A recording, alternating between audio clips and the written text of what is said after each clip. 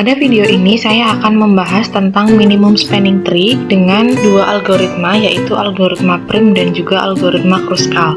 Sebelum masuk ke contoh kasus, kita review dulu tentang pengertian dari pohon merentang atau spanning tree.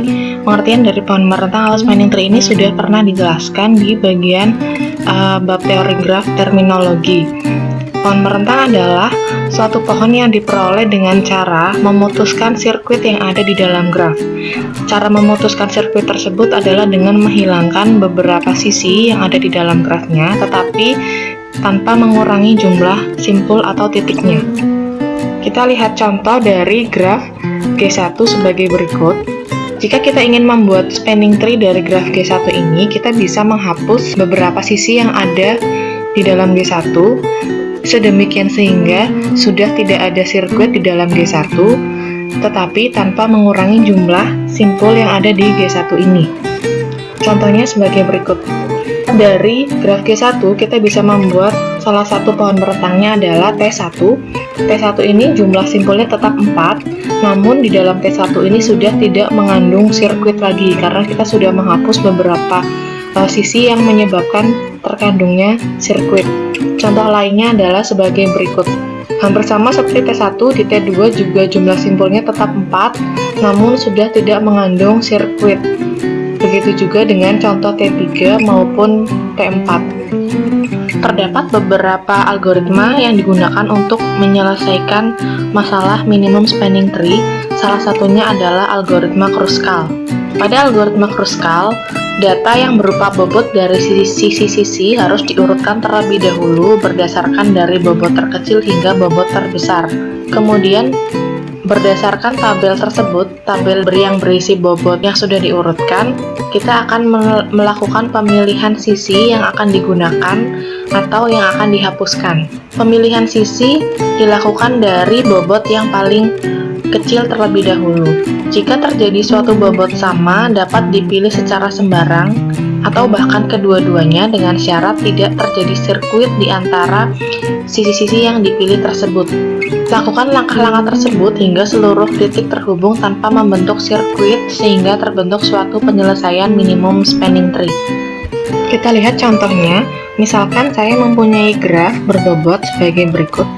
Graf ini tidak berarah, jadi untuk misalkan sisi AB boleh dari A ke B, boleh dari B ke A, dan seterusnya.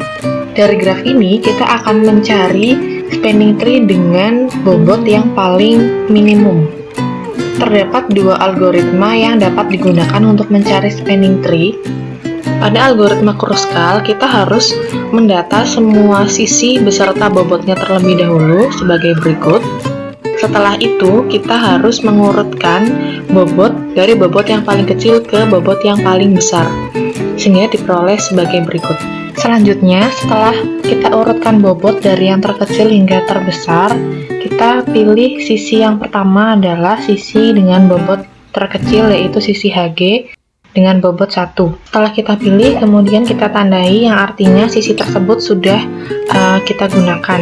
Selain itu, di dalam grafnya kita tandai dengan warna yang berbeda.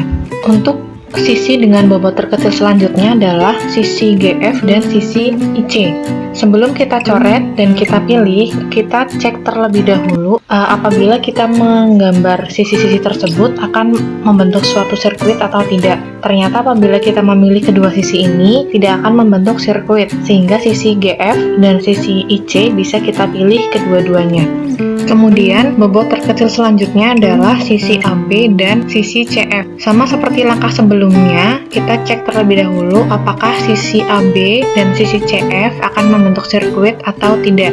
Ternyata apabila mereka berdua digambarkan di dalam graf, tidak akan membentuk sirkuit sehingga sisi AB dan sisi CF dapat kita pilih keduanya.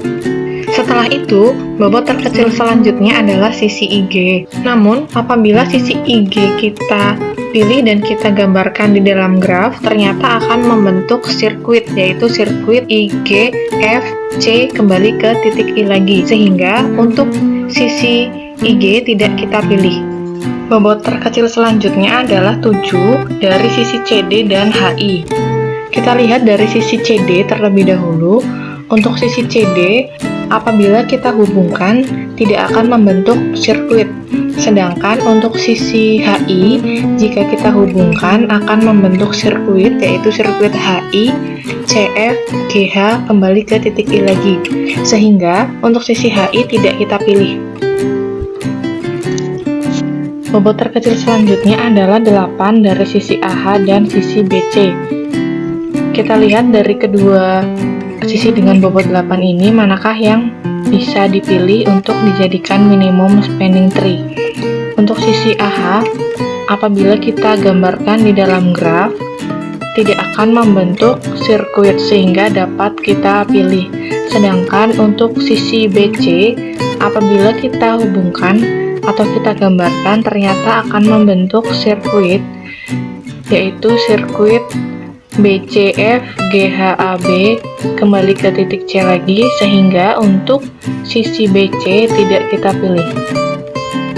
Lalu untuk sisi DE dengan bobot 9 akan kita pilih karena apabila DE digambarkan tidak akan membentuk sirkuit. Setelah itu kita lihat bahwa semua simpulnya sudah terhubung sehingga iterasi untuk menentukan minimum spanning tree-nya sudah selesai sampai di iterasi ini.